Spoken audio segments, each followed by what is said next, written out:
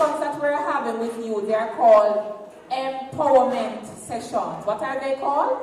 Empowerment sessions. And what do you think empowerment is all about? Huh? Empowering you. Don't give me about the same word, but yes, empowering you. And if you are being empowered, what are we helping you to be or to do? Huh?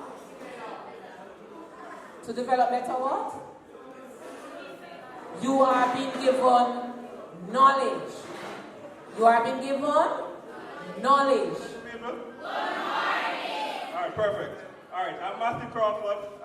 2013 past student of the Vauxhall High School. The name is again Mathew Crawford.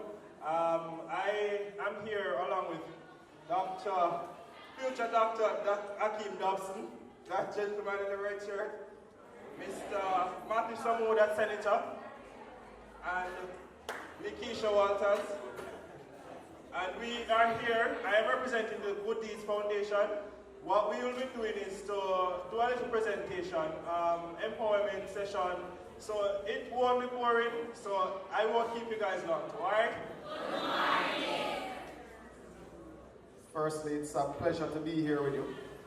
I think the last time I encountered Vauxhall was back when I was a terrible Manning Cup player. I believe the result was not so positive in my school's favor at the time. I think you gave me 3 love. So I wasn't quite sure how excited I was to return to the scene of the disaster. But from what I recall, you had a very good football team at that time. And I think that was a very good lesson, that failure is not fatal or final. But I understand everybody in here is in 4th form, that's correct? So you've all chosen your subjects for CXC. How is it going so far?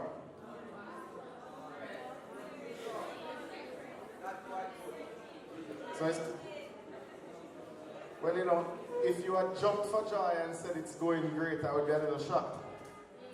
The truth is, you're at a stage in your life where the decisions actually start to matter.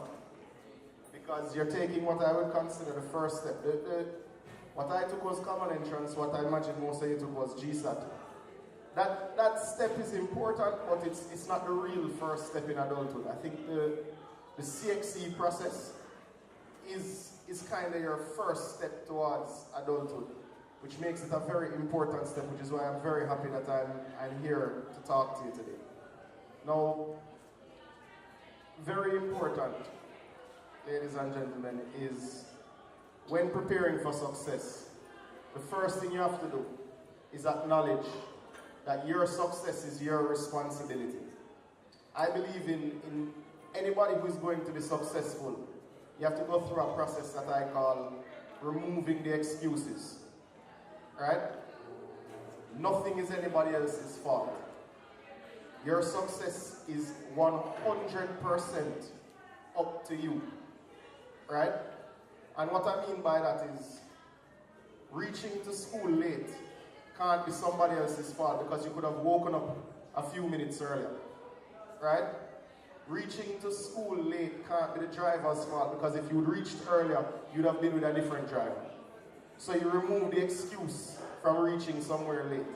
Like, I have no excuse for reaching you late this morning, and it's a terrible example to set, and I have to start by apologizing. Right? But in your life, for you to be successful, you have to go through a process of removing the excuses. I'm sure everybody will have to choose their area that they're going to be good at.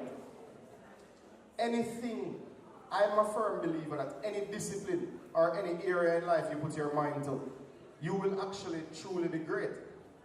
I tell a story, right? It's a story of someone achieving greatness and achieving failure in the same breath. Largely in many cases because they didn't let go of their excuses. There's a gentleman by the name of Adidja Palmer. How many of you are familiar with that name?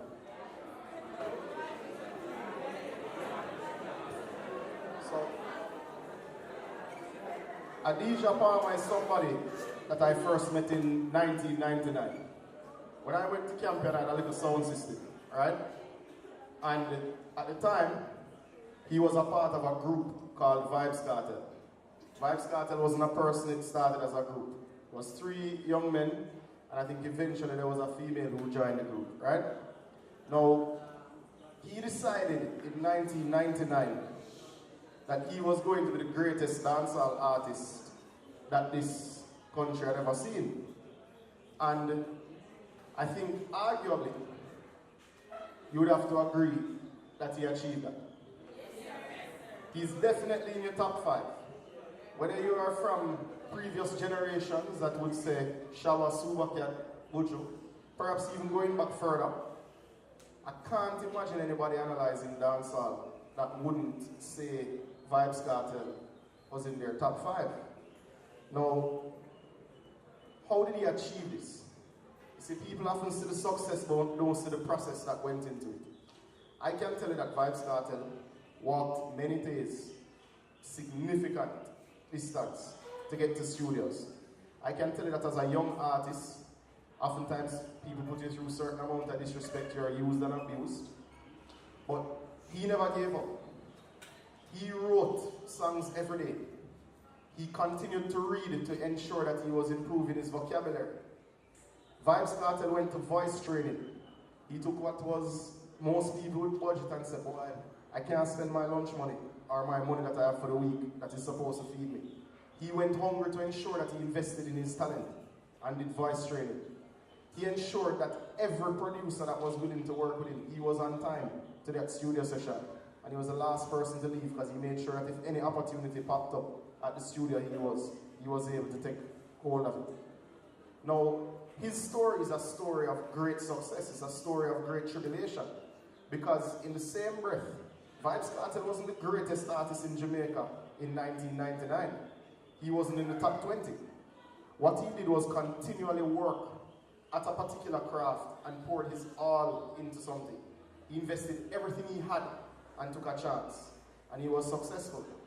Now, Vibes Cartel, I don't think was the #1 artist in Jamaica until about 2006, 2007.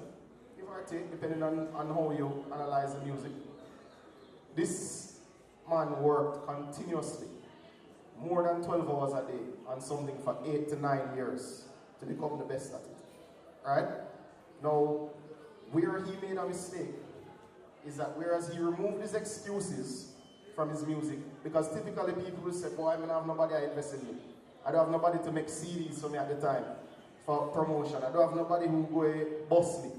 He removed his excuses from becoming the best musician that Jamaica, or the DJ that Jamaica had ever seen.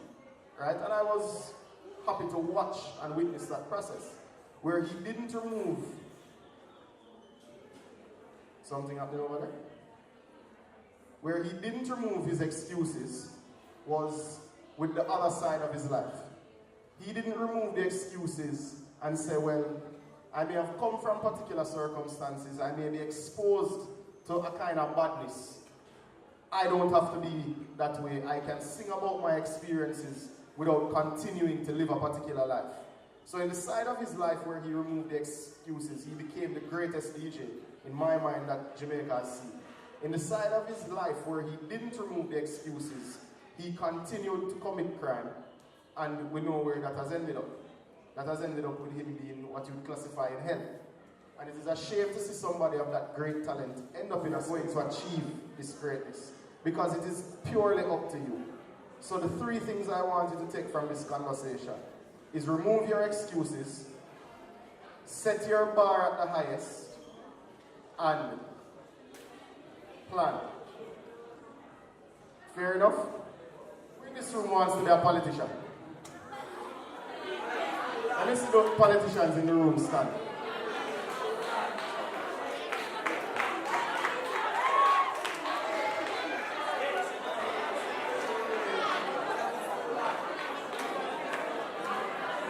So, I'm always heartened when people are willing to step up and say and acknowledge that they want to be a politician. Because in many ways, people get bad name for saying they want to be a politician. It's an honorable profession.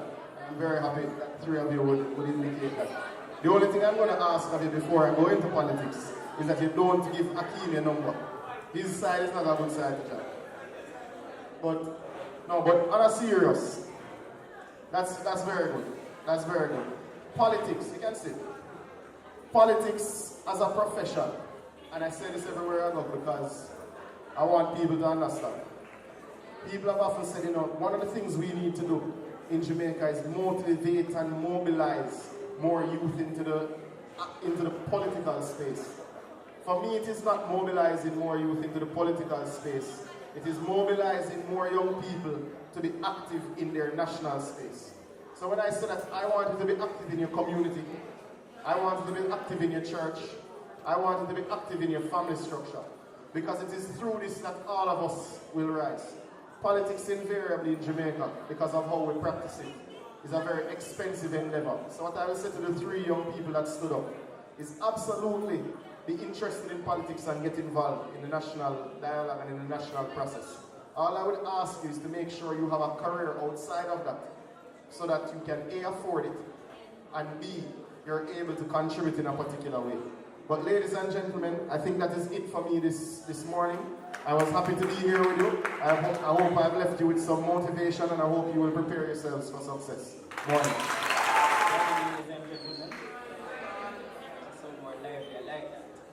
Alright, I'll do a short presentation on the struggles you'll face when you are preparing for success. I faced mine. It took me 7 years to graduate from a degree. Not because I don't, because I'm quite intelligent. But you have financial hardship, right? Good. When you're on your journey for success, regardless of what it is going to take a lot of hard work. And as a result of that, failure is an avenue for being successful later on. Because when you fail, you have the opportunity to look on where you would have gone wrong. You have the opportunity to go back to the drawing board and go back after what you want, but do it in a different way. Failure does not mean that the world is against you. The world owes you nothing. You owe the world everything. You want something of the world. The world wants nothing of you. So as a result of that, failure can be used as a stepping stone to get where you want to go. On your journey for success, some of the potholes that you will face, or some persons that you would have expected to be there with you, are not going to be there with you. And that is a harsh reality. Some of the persons that you would have died for, here in high school, you may have some friends that no matter what, you are going to stand with them. If you find yourself in trouble, none of them will ever stand with you. I have a mantra. As long as you're my friend, even if it is something bad that you're doing, I may not agree with it, but you're always going to have my support. Because that's what friends do. You stand with your friends. Good times is mine to be with you.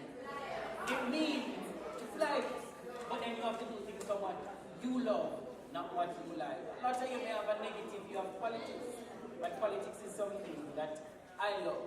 So I mean, the challenges that it comes with, I am going to take it on. When I started university, the president for the university I studied did not think I had a place there. Just imagine someone, you're trying to be something in life. You're trying to get a degree, a better qualification, and trying to advance socially. And somebody is going to tell you that you don't have a right to that. You're paying your money, whether you beg it, you borrow it, and some may thief it. But regardless of what you do, you're paying your money, but they're telling you that you don't have that right. We're going to leave people in line that don't expect you to be in some places. There are teachers that didn't expect me to be where I'm at today.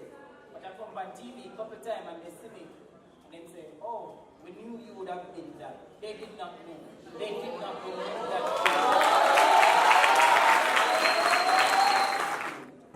I did not leave high school with one subject.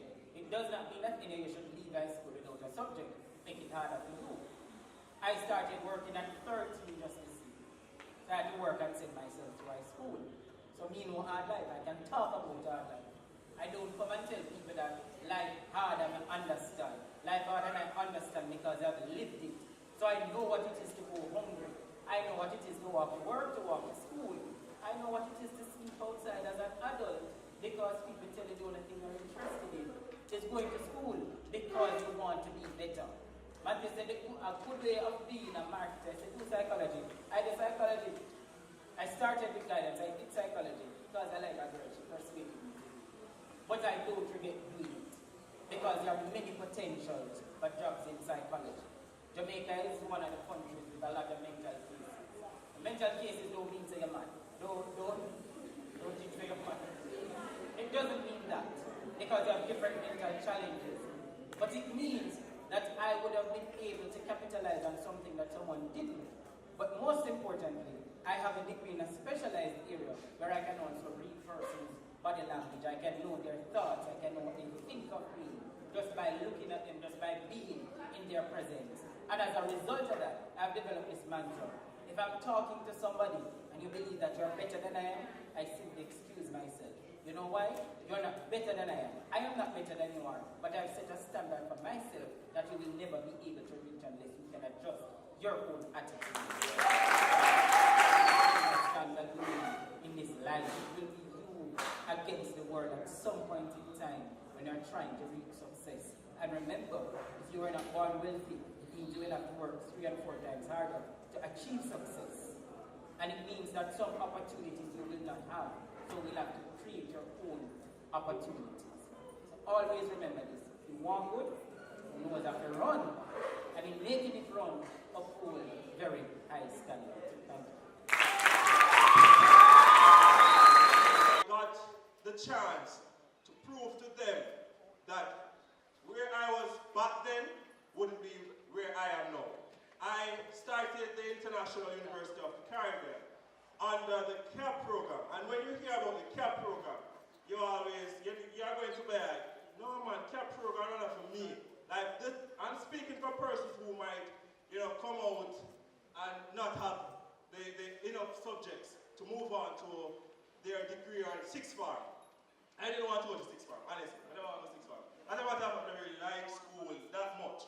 But don't be like me, as I said, because where I am now doesn't mean that that's where you're going to be. Try to be better than me. I started the CAP program. I was kind of off about it because you have to wear the CAP logo on the road and so forth. But the good thing with this program, it was that it was being introduced by a university. So you had better chances of getting to or matriculating into the university. I started the media and communication program. We were the guinea pigs. We were the first, being out of class when I'm supposed to be in class. I looked at it and I was like, yeah, if only I took the necessary precautions and, turned myself around, I wouldn't be where I was back then. But I did not let it stop there. In the future, you're going to regret it. I regretted everything that I did.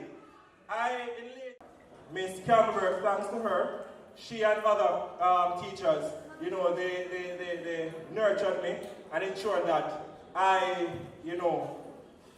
walked on the straight and narrow path. I'm going to say and share this to everyone, and I am not afraid to say it. I was the best academically. When CFC came, I got accepted to do 4, and I passed 2. So what I'm saying to you is, do not be like me. But at the same time, I did not let it stop right there when I left Vauxhall. I was so, I felt away because I wasted all my life. Sleeping in auditorium and, being out of class when I'm supposed to be in class. I looked at it and I was like, yeah, if only I took the necessary precautions and, turned myself around, I wouldn't be where I was back then. But I did not let it stop there. I still kept in touch with Ms. Campbell and Mr. Reed, David Reed. He's also a past student and a member of the Past Student Association. Thanks to him and Ms. Campbell, I got the chance to prove to them that where I was back then wouldn't be where I am now. I started the International University of the Caribbean under the CAP program. And when you hear about the CAP program, you're going to be like, no man, CAP program is not for me. Like this, I'm speaking for persons who might, come out and not have the enough subjects to move on to their degree or sixth form. I didn't want to go to sixth form, honestly. I don't want to go to sixth form. As a matter of fact, I never really like school that much. But don't be like me, as I said, because where I am now, it doesn't mean that that's where you're going to be. Try to be better than me. I started the CAP program. I was kind of off about it because you have to wear the CAP logo on the road and so forth. But the good thing with this program, it was being introduced by a university. So you had better chances of getting to or matriculating into the university. I started the media and communication program. We were the guinea pigs. We were the first set of persons to do this program island-wide for the international university. It wasn't successful because they were saying that they didn't have enough money, blah, blah, blah. But at the same time, I got the opportunity to better myself. And then I moved on to the pre-university, which is pre-IUC. And I did prerequisites, which would enable me or matriculate into the full degree. In 2014, or 2015 thereabout, I would have got accepted to start my bachelor's in media and communication.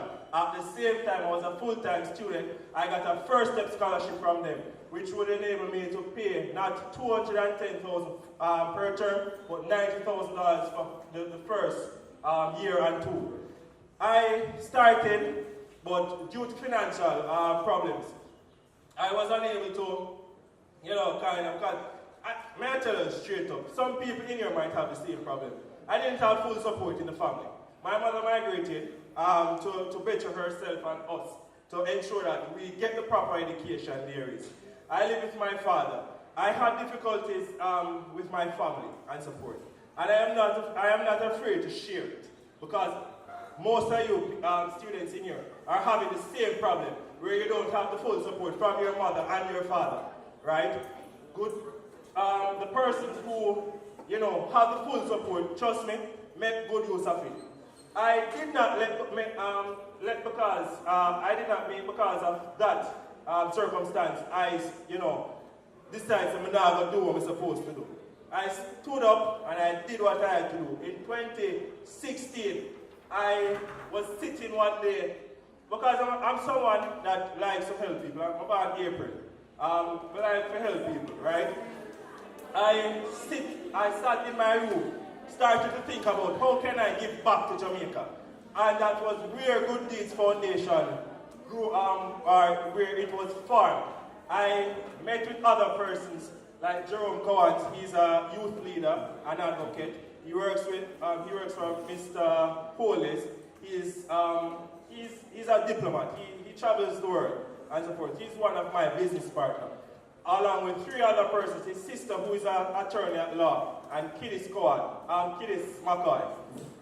All three of us started Good Deeds Foundation in a direction where each year we give back to students. So like this year, hopefully we will be having a back to school treat on Slipe Road at the Emmanuel Apostolic Church, where we give back. Last year, we gave back to 1,000 students. Each year I try to add an additional of 300 or 500 amongst that. But what I'm saying to you is that even though I left Vauxhall with 2 subjects, if you have persons who leave school with 10 subjects, you have persons who leave school with a degree, and most of them, I can confess to that. I know someone who went to Campion.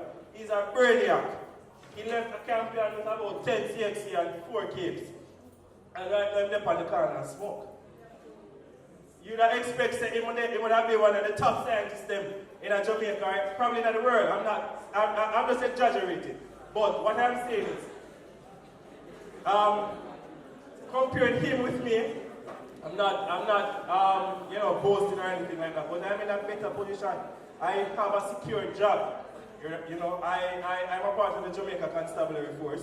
I have a secure job. I am going to school. I'm trying to better myself so that, when my children come, they can have a good education. I can now say that, my children don't have to face what I face. And what I'm saying to you, make the right decision. Because you see, when you left high school, at them time, hard life I'm going to face you. Because your parents, some parents will say, you know, I invest too much in you. And you come like I say, you're not business about us. So, Eva, you're the prior one. That was me. That was me. But me prove that I was better than the person I was back then. And I can say, please, just make sure so when the CXC come up, when the study, because when Mathew would have asked how many persons are preparing for CXC, I say that persons in here, you know, they for the persons who place their hands up, I can, you know, say, continue to do what you're doing. And for the persons who did not put up your hand, you are honest enough to say that you have started, but it is not too late to start your studying for CXC, because when you leave school, and if you don't leave with subjects, you can't compete in this, well, Jamaica. You can't compete in Jamaica, because what most persons do now is because they have families overseas that are, you know, filing for them. I had classmates and schoolmates in my year that as soon as them hear their parents have filed for them, they just stop come school. If them come school, they're not there in that class. They're gone all over the place. I didn't have that privilege, so I couldn't follow them. Because if I followed them, they would have gone and left me. So what I say is, make sure say when you do on that. If it is a case where you do leave school and you don't leave with enough subjects, that's not the end of the world. If it is a case where you want to further your education, and if you are planning to go to a university, what you can do is to link me. You can speak with Miss Campbell. If it's a case where you want to do a program at IUC that will enable you to matriculate into the degree program, any degree that they have available, you can speak with Miss Campbell. She can call me, and I can set you up with all the programs that they have available and the scholarships that they have available. Now, I'm going to end with, you know, making sure that I left a mark here. I am not a good speaker. I don't get this often, but I decided that I wanted to give back to Vauxhall.